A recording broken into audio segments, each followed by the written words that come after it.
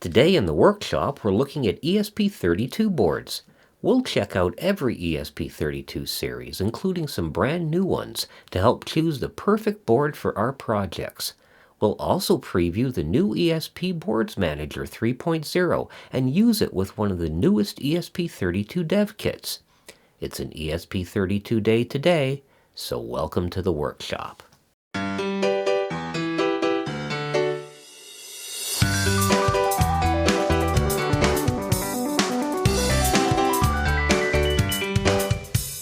Well, hello and welcome to the workshop, and today we're going to be working with one of our very favorite microcontrollers, the ESP32. Now, it's the beginning of 2014, which means this September, the ESP32 is going to celebrate its 8th birthday. And in the 7+ years that we've had this little microcontroller, it's branched out into a number of different series. In fact, there's about a dozen different series of ESP32, and not every one of them is the same. They have a number of different features. There are ESP32s that are single core, there are ESP32s that are dual core, there are ESP32s that run on a RISC processor, there is an ESP32 with a 13-bit analog to digital converter, some ESP32s do not have Bluetooth, there is even a new ESP32 coming out that doesn't have Wi-Fi or Bluetooth, and yet some ESP32s can also communicate using Thread, Matter, and Zigbee protocols. So there is a variety of different ESP32s.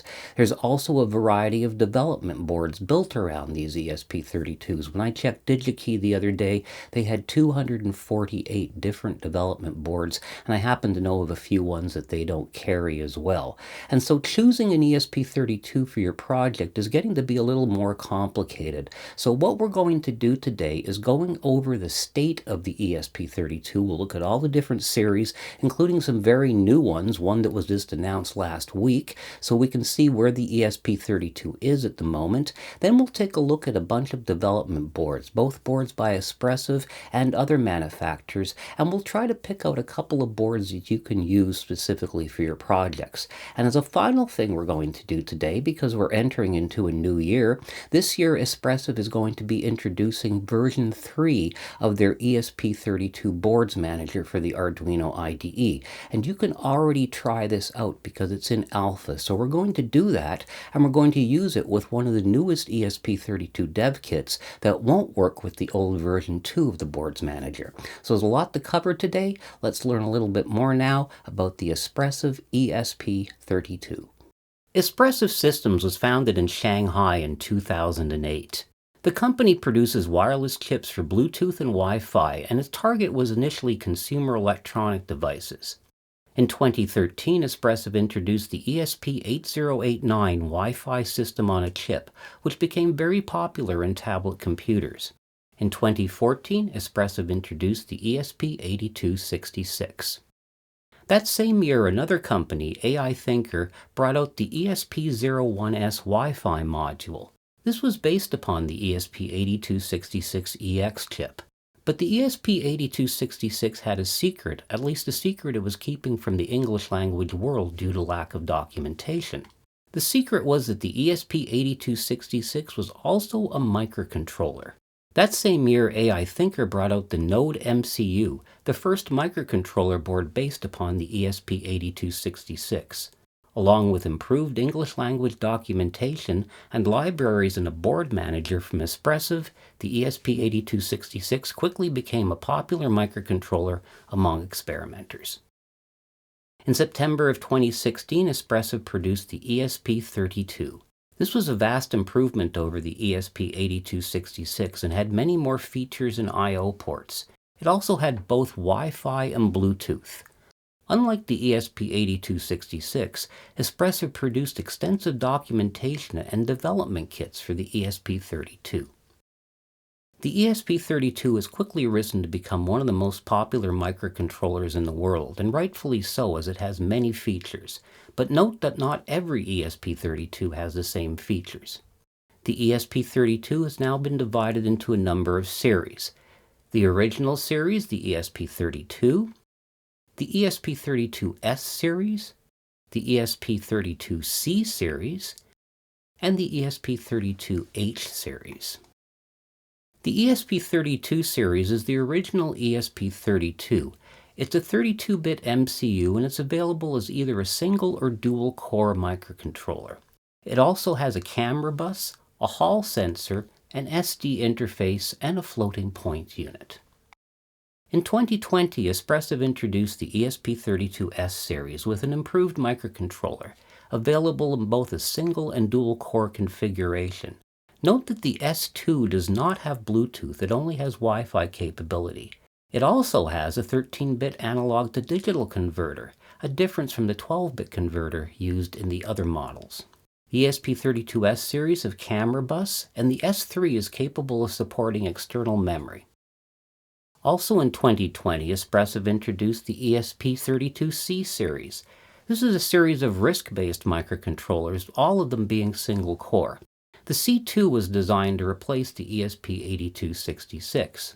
The C3 has the addition of a real-time clock, and the C6 has the addition of being able to communicate in Thread and Zigbee protocols, as well as Wi-Fi and Bluetooth. In 2023, Espressif introduced the ESP32H series. This microcontroller was targeted specifically for IoT applications. It's capable of supporting external flash and can be used as a Thread end device along with a second microcontroller. Very recently, in early January, Espressif announced the ESP32-C61. At the same time, they've also announced a new library and the ESP Matter SDK. The C61 can be used as a microcontroller, but can also be used as a coprocessor for another microcontroller.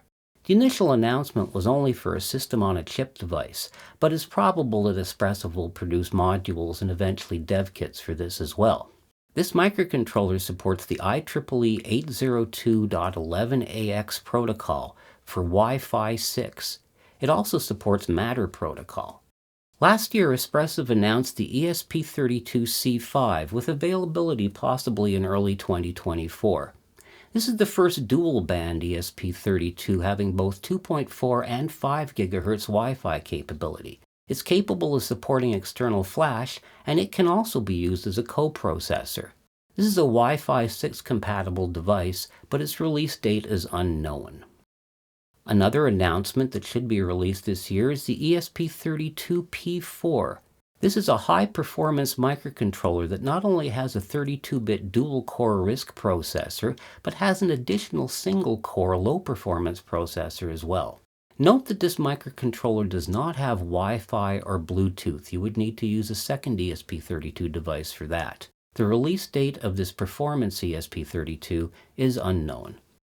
Espressif provides the ESP32 in 3 different formats. The most basic format is the System-on-a-Chip, or SoC. These are the core ESP32 integrated circuits. These devices are intended for large manufacturers who can wire these up and also get the required certification for the final devices. The ESP32 modules are pre-wired system-on-a-chip devices contained in a module or small printed circuit board. These devices are shielded and have been FCC certified. These are very popular for manufacturers and advanced hobbyists who can create circuit boards to work with surface mount devices. Because they're already pre-certified, you don't have to go through that expensive and time-consuming process. And finally, Espressif also produces a number of DevKits. These are development boards that use modules and/or system-on-a-chips. These boards come with additional features, including things like displays and connectors for things like USB and others, so they're very easy to work with. DevKits are intended for both developers and hobbyists. Because of the wealth of ESP32 products, it might be difficult to figure out which one is proper for your project. And for that, Espressif has the ESP32 product selector. This will allow you to use a database to select the correct ESP32 for your application. Of course, we're not going to limit ourselves just to Espressif development boards, as there are many ESP32 boards from many different manufacturers. So now let's go and take a closer look at this amazing microcontroller. And here we have a bunch of what else? ESP32 boards. And this is a collection of ESP32 boards, some of them new, some of them old, some of them made by Espressif as Espressif DevKits, some of them made by other manufacturers. There are ESP32s here with internal antennas, ESP32s with external ones. Some of these ESP32 boards have displays on them, a few of them have cameras on them. There's even one board down here at the bottom that has two ESP32s on it. And so this just shows you the wide variety of ESP32 development boards that you can get, and we'll be looking at a few of these boards in a bit more detail a little later on in this video. So now that we've seen the variety of ESP32 modules and boards, it's time to start working with them. And of course, we're going to be working with either dev kits or development boards from other manufacturers. Now, the first thing you're going to need to do with your board is to be able to power it up. The ESP32 is a 3.3 volt microcontroller, but most development boards accept 5 volts because they have an onboard voltage regulator or charge pump or buck converter. And in many cases, you're better off powering it with that. Of course, when you're developing, the way to power it is just with the USB port. And some of the new Espressif ESP32 dev kits have 2 USB ports. You can use either one of those ports to power up the board. After you've powered up the board, we're going to need to program it. And over here, you have a number of different choices as well. You'll have to pick a programming language, and there are some fairly esoteric ones you can pick. For example, you can use JavaScript to program the ESP32 if you really want to. But most of us are going to confine ourselves to using either C++ or Python. And by Python, I mean either MicroPython or Adafruit CircuitPython. These are both interpreters designed to work on microcontrollers like the ESP32. The most popular method of programming with C++ on the ESP32 is to use the Arduino IDE, along with the Espressif ESP Boards Manager. The Arduino IDE is the simplest programming method, and there are thousands of examples online and here on YouTube of using it. It's also the method you're going to see here in the DroneBot workshop due to its popularity. However, it does have some limitations in that it doesn't accept every single ESP32 board, and not every ESP32 feature is exposed. Still, it's a very easy way of working with this microcontroller. A more advanced method is to use Platform I/O. Platform I/O actually works under another interface, and the most common method of running it is to use it under Visual Studio Code. Platform I/O offers an improved interface and improved library management over the Arduino IDE. It's a little bit more difficult to use, but not much more difficult. For advanced developers, there's the ESP IDF, or IoT Development Framework. This is an application provided by Espressif, and it's the most advanced and complete method of working with an ESP32. Every ESP32 board and feature is supported. However, it should be noted that the ESP IDF is not beginner-friendly. When working with Python, one of the simplest methods is to use the MU editor. This is available for all platforms, and it's designed for beginners and is very easy to use. Another full-featured editor that's also very easy for beginners is the Thonny IDE. We've used the Thonny IDE on many applications here in the DroneBot workshop, and it can not only be used to edit the code on the microcontroller, it can also be used to install the MicroPython interpreter. Another option for editing Python code is to use PyMaker. PyMaker is an application that runs under Visual Studio, and it's a very advanced Python editor. You can use PyMaker along with Platform I/O to make Visual Studio your one-stop IDE for programming the ESP32. Now, the ESP32 has been out for over 7 years, and during that period, I've accumulated quite a few ESP32 development boards, and I'm sure there's a few of you out there who are in the same boat. Now, some of the older boards are a little bit harder to identify. They don't use modules. Instead, they're using systems on a chip, and if you don't know the specs of the board, it's pretty hard to tell which ESP32 that you're working with. Well, there is a way to do that, and that's by using ESP tools. Now, the full-fledged version of ESP Tools is a Python program that you run on your local machine, and Espressif has instructions for doing that with Linux, with Windows, and with Mac. But there is an online version of ESP Tools as well. It doesn't have the full feature set of the one that's installed on your computer, but it's actually very useful. You can use it to determine what type of an ESP32 you have, as well as other things like loading the bootloader onto a broken ESP32. So let's go and work with the online version of ESP Tools. And so this is the online version of ESP Tool. Now I've got the screen magnified right now because the activity we're going to want to observe is going to be in this console, and I want you to be able to read it. Normally it's a bit smaller and more compact a screen. Now you'll note from the URL that this has been hosted on GitHub, and you can also download the source code for this if you want. This is a JavaScript program, so you could run this on your own web server if you wish to have your own version of ESP Tool online. Of course, if you're going to go through all that trouble, I would say just download and run the Python version on your own workstation. And these tools are so useful that they're going to become the subject of a future DroneBot workshop episode. But today what we're just going to do is use the online ESP tool to identify the ESP32 that's on the ESP32 development board. Now, the utility is very simple interface. You can see there's a box here for baud rate, and that's about the only thing you have to adjust. You should set this down to 15200. It'll actually work at the higher baud rate, but what it'll do is it'll reprogram your ESP32 to run at that baud rate, and most of them default to 15200, so do that. After that, you'll need to, of course, hook up an ESP32, and I have no shortage of ESP32s, as you know, over here. I thought I'd start off with a couple of SparkFun boards. I've got two cables here, one that's USB-C and one that's micro USB, and that'll cover everything I've got here. And the two SparkFun boards are interesting to me because this board is probably the newest ESP32 that I have. It's based around an ESP32-C6, and this is likely the oldest ESP32 that I have. I bought this right when the ESP32 came out pretty well. It's the ESP32 thing, the original one, and I also have the ESP82-66 thing, by the way. And so actually let's try the thing out. It uses a micro USB, so I'll just plug that into it. And it lights up, so it's connected. Now we go into the program here and we look at connect, and we'll click that, and we have to find the port that our ESP32 is on, and you'll see a lot of ports, but it's going to be pretty obvious when we find it. There it is down over there, and we'll just do a connect to it.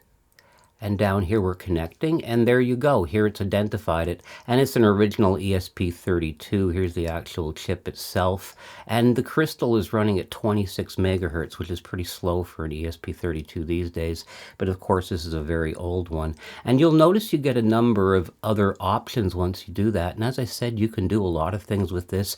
You can reload the bootloader if you wanted to using this tool. You can also use this tool to copy the contents of one ESP32 and place them onto another one. So again, it's quite a useful tool. But we're going to disconnect right now over here, and we'll try another ESP32. We'll try the newest SparkFun, and this is with USB-C. And I'll connect that up, and we'll hit connect, and we'll have to look, and it's at the top over here, and I'll connect to that. And there we go, and there's ESP32-C6 revision 0. This crystal is running at 40 megahertz, which is what most modern ESP32s run at. The crystal runs at 40 megahertz, and they multiply it to get the actual clock frequency.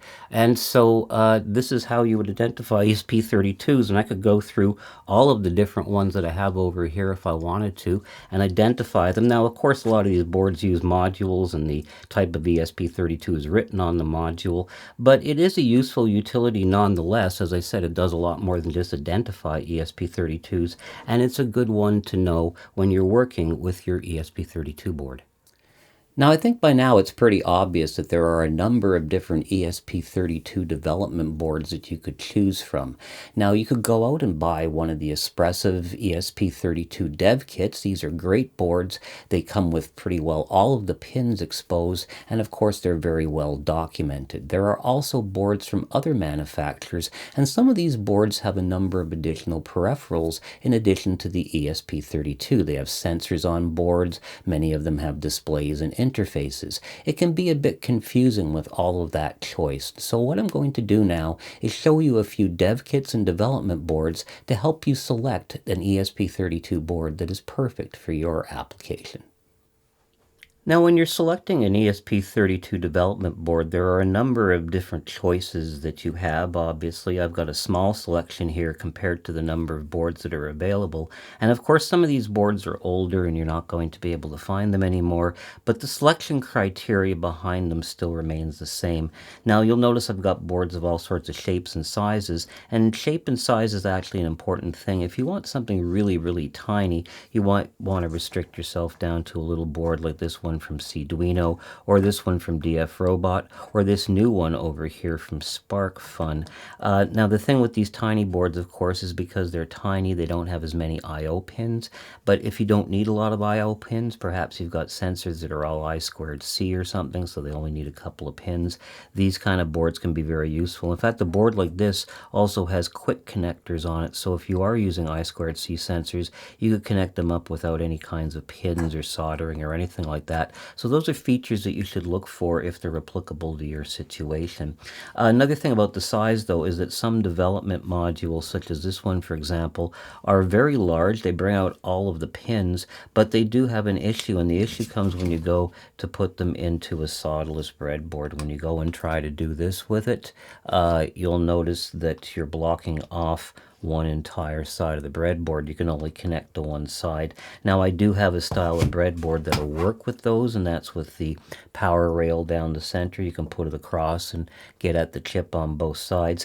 These are great boards. Unfortunately, I think Jameco does not distribute these anymore, but of course you can make your own just by taking two sections and putting a power rail down. Or you can just choose an ESP dev board that fits and is breadboard friendly, and a lot of the newer ones do. Like, for example, this is one of the newest ESP32 DevKits, and if you put this one in, it does work on the breadboard. You only get one pin on each side, but you do at least get one pin, and that's all you really need. Another thing about some of these DevKits is that they have extra features, like some of these ones here have cameras, and I think you're familiar with these already. These ones have displays on them, and a display is a very handy feature. This one over here has pretty well everything. It's got a display, and it's also got LoRa on it as well. So if you're trying to build a LoRa module, you can look at something like that. Now, if you're going to go for one of these, and there are a lot of them from a lot of companies, one thing I'd advise you to do before you spend your money on it is to go and see what documentation is available. Go to their wiki, go to see if they have some kind of forum where people are talking about this and are exchanging ideas about it, because some of these can be very hard to use. Also, take a look at any of the example code they have and look at the date on the example code. Are they continuing to update it, or is this just a product they made and then they're basically moving on to the next one? Because these boards are going to cost, you know, $20, $30 a pop. And so when you're going to spend that kind of money on a board, you do want to make certain it's supported and you can do a lot of things with it. If you want a board that's truly supported, these Espressif DevKits, and I have quite a few of them over here, these are great because, of course, they're supported by Espressif, and they make larger DevKits as well, too. This is one that's called the ESP Thread Border Router, and it's for Thread and Zigbee protocol, and it has two different ESP32s on it. And you can actually, if you can see this, they're in two different sections. You've got a separate USB-C connection for each one of these, can program them separately, and this can be used as a router between different networks. It's for Thread or for Zigbee. This is a very new one. This is an older one. This is an audio board for experimenting, and it's got things like a microphone, a speaker jack, a headphone jack on it over here. It's got a connector for a LiPo battery, and a lot of these boards have connectors for LiPos. These ones have them underneath, and that's a handy thing. The board will also charge the LiPo battery through the USB, and so that saves you a lot of circuitry if you're building something that needs to do that. This is obviously for use with music. It even has buttons over here for like play and stop and things like that, and a micro micro SD card in it as well. And so these kind of kits can be great if you're trying to just focus on one specific aspect of the ESP32. Another choice when you're looking at these boards is boards like this, for example, have an external antenna connector, so you need to add an external antenna, whereas many of these boards have an internal antenna. The choice will depend. You can get better performance with an external antenna, not necessarily one of these tiny antennas, but this connector will also connect to a full-size antenna. But if you're going to shield your board inside a metal case, you absolutely have to use an external antenna. But of course, for convenience, an internal antenna is great, but you might not get the range. This is a good solution for an internal one if you have the space for it that can also get range, because this is a dual antenna design. It's another one of Espressif's ESP32 DevKits. And so as you can see, there's quite a variety that you can choose from when you're looking for an ESP32 board. So I just advise you to look at whatever your situation is. If you're just an experimenter, the DevKits are great because they bring all the pins out. If you're looking for something tiny, you might look over in this neighborhood over here. And of course, if you want cameras or displays, limit yourself to boards that have that feature. Now, with all of those ESP32 development boards out there, it can be a bit difficult to choose one, so I brought a few out here for your consideration.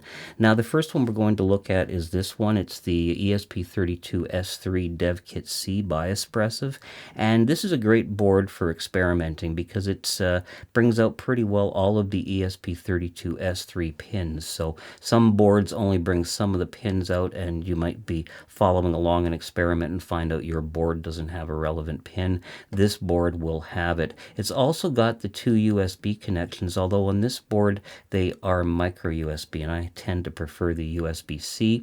But other than that, and the fact that it's a bit large for putting into a project or something, I think this is a great board, and at $15 I think it's also a very well-priced board, so it's certainly one that bears consideration. Its cousin over here is the ESP32-C6 DevKit, and also from Espressif, of course. And this is a great board if you want to start working with Thread or Zigbee stuff, because the ESP32-C6 is specifically for that. It's also got the two USBs, and on this board they are USB-C, which I like quite a bit. It's even got a jumper over here so you can measure current, which is an interesting feature. It's also very economical. This is a $9 board, $9 US. Now this one we've seen before. It's the Arduino Nano ESP32 board. I like it because it's an Arduino Nano, because I have so many prototyping accessories for the Nano. The Nano is also very breadboard friendly, and of course there's a lot of circuitry that's been made for the other Nanos that you could adapt to the ESP32. It's got a USB-C connector on it as well. On the negative side on this board, I think it's on the pricey side for what it actually is. This is a $20 US board. Now this one from TTGo, you've seen it before. I actually used it in the project where we built a Mecanum wheel robot. We used this for the remote, and this is a board that, as you see, has a display on it. This is an ESP32. The other ones I've showed you so far have been either the S3 or the C6, but this is an original ESP32. However, it's very economical. It also has on the back of it a connection for a LiPo battery, which can be charged off of its connector, which is USB-C. This is a mere $8 US for one of these, so this is really good from LilyGo, and this is their TTGo series. Now they also have another one as well called the T-Display S3, and of course that uses an ESP32 S3. It also has a larger display on it, and the display is also a touch screen. That one goes for $21.98. I don't have one, but it would also be worthy of consideration if you want a board with a display. As I was saying earlier, you want to make certain you get a board with support, and I've seen the support on these LilyGo boards is pretty good, so I would actually recommend that you take a look at one if you're looking for a board with a display. And finally, another board that we've used here before is the Arduino Xiao ESP32. Arduino actually makes a couple of these. They make another ESP32 board as well, but this is the S3. It also has a daughter card you can add to this, and we've used that before with a camera on it. One thing to note though, if you do put the daughter card on, this thing tends to heat a bit, but if you look at the size of this, you can see why it's a good recommendation. Now, because of that small size, it doesn't have as many pins on it, of course, so you're not going to get as many many I/O connections, but for a lot of circuits you don't really need that many. It's got a USB-C on it. It uses an external antenna, and it's very, very inexpensive. This goes for $7.49, and of course very tiny, easy to tuck away on a circuit board. So there you have some ESP32 boards for your consideration. Of course, there are dozens more out there, but if you're looking for a board for an experiment or a project, you might want to consider using one of these ones.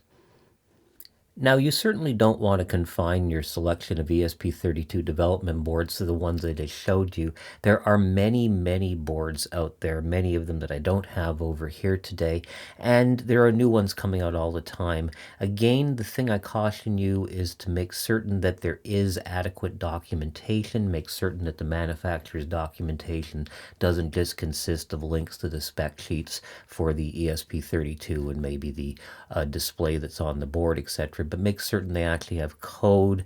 If there's a community built around the board, it's a good thing, because you might have some trouble getting some of these things to work, and it's nice to know that you'll get some support. I've got 3 other boards over here that are also contenders, and we've seen them already during the video, but I'm just going to bring a closer bit of attention to them. The first one is this Heltec board over here, and this is the LoRa V3 Heltec board, and it has an ESP32-S3 chip on it, as well as the name would imply, a LoRa transmitter receiver, and as you can see, a display on the front. If you look on the back, it also has a connector over here for a LiPo battery, and it'll charge the battery through its USB-C connector.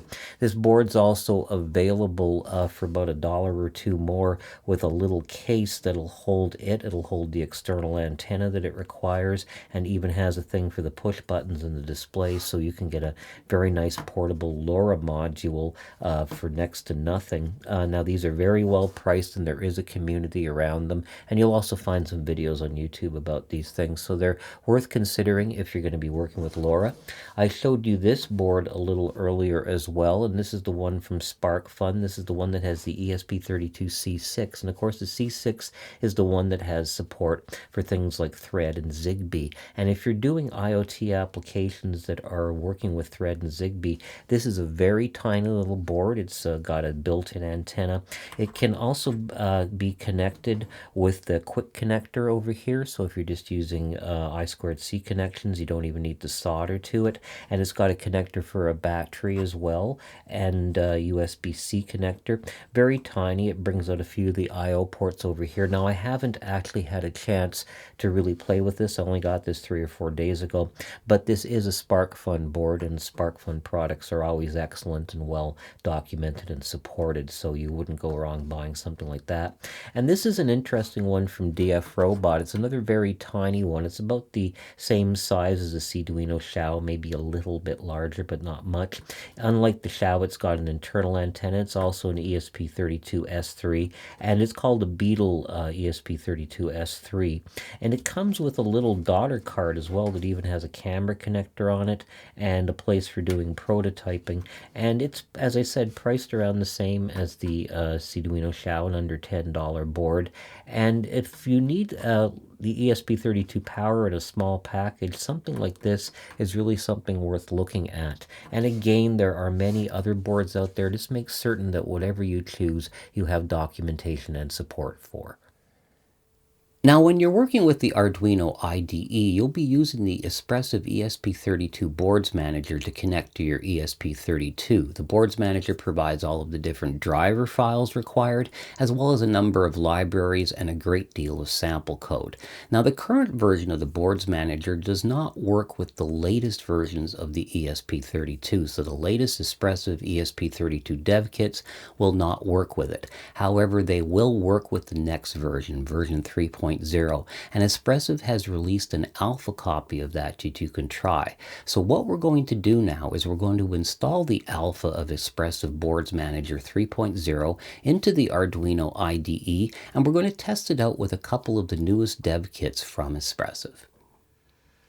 And so I have my brand new ESP32-C6 DevKit connected up to my computer, and I've got a USB-C connection to the UART USB port because this has two USB connections. It can also be used as a USB device. It can emulate a keyboard or a mouse, etc. And for that, you can connect to the second connector.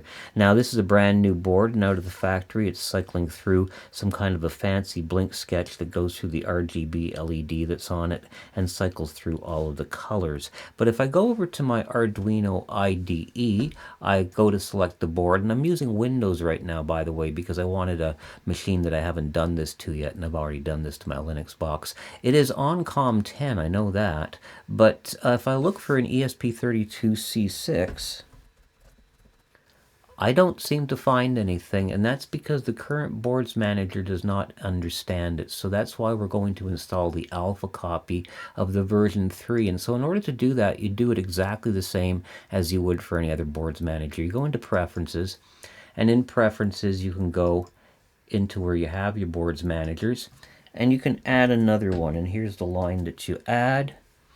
And of course, you don't need to copy that off the video. You'll find that line in the article that accompanies this video on the DroneBotWorkshop.com website. So we're going to say OK to that. I'll say OK to this.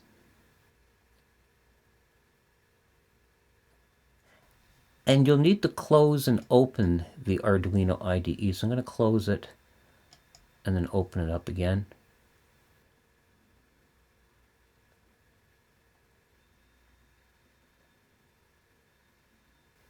And it says that updates are available for my libraries and for my boards. And the board update should install quite a few things now because it now sees the new board manager. And there it is. It's actually processing it right now. So this is going to take a little bit of time for it to do that. But once it finishes doing this, I will have the new boards manager. And so then we can see if we can now recognize the ESP32-C6 board once that's been installed. Okay, so my installation of the new Boards Manager is complete, and for the record, it took about 10 minutes of copying files, but of course the ESP32 Boards Manager has a lot of files in addition to all of the different drivers for the different boards. It also has sample code and libraries. And so back in the Arduino IDE, we can once again go down to COM10 and see if I can find an ESP32-C6 now. And I actually find quite a few ESP32-C6 boards here. And so here's the ESP32-C6. I also see the SparkFun board that I have as well, the other C6 board, so I can use that. I'm going to select the one, the dev module over here, and we're going to say OK. And that's my board right now. And of course, the easy way to test one of these is a standard program, the good old blink sketch. And so let's click for good old blink. And here's Blink in all of its glory. I don't think we really need to go over the code. Let's just see if we can change our RGB blink sequence to a plain old blink sequence.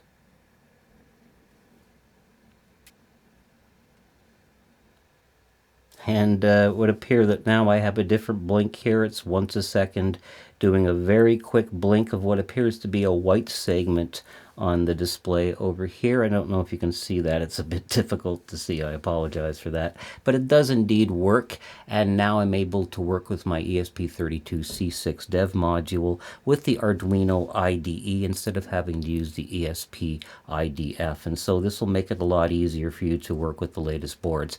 Now, of course, this is alpha code, so you'll have to make a decision yourself as to whether you use it. Personally, I don't really have a problem with this one because I figure for the legacy boards, the code is probably identical. It's just the code for the new boards that might be different. There are supposed to be a few extra features in this as well. For those who don't want to run alpha, I can understand that. You might want to wait until it's beta or until it's released. But if you'd like to use the Arduino IDE with the latest boards, this is the way to do it. And it seems to work pretty well.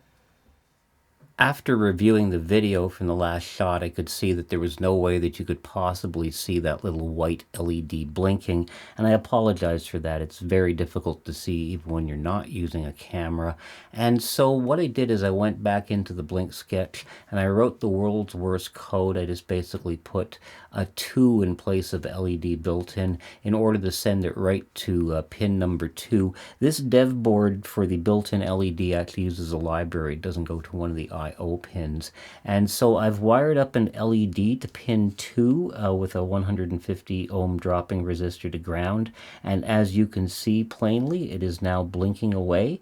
And so this does indeed work. I am capable of programming the ESP32-C6 board with the Arduino IDE using the new alpha of the ESP32 Boards Manager. And so I think you can see that the ESP32 is a pretty versatile microcontroller. And with a number of different dev kits and development boards, you're going to find one that is exactly perfect for your needs. Now, if you need more information about the ESP32, you'll find an article that accompanies this video on the DroneBotWorkshop.com website. And there's a link to that article right below the video. While you're on the website, if you haven't yet, please consider signing up for my newsletter. It's not a sales letter, just my way of letting you know what goes on in the workshop. And of course, it's free to sign up. Another free to sign up thing is a DroneBot Workshop forums. If you're having problems with your ESP32, or if you just want to talk electronics with a number of like-minded individuals, the forum is the place to go. It's also free to sign up. And on the free to sign up list, we also have subscribing to the YouTube channel. If you haven't yet, I'd love to have you as my next subscriber. All you need to do is click on that red subscribe button and also click on the bell notification, and assuming you've enabled notifications, you'll get notified every time I make a new video. So until we meet the next time, please take good care of yourself, stay safe out there, and I'll see you soon here in the DroneBot Workshop. Goodbye for now.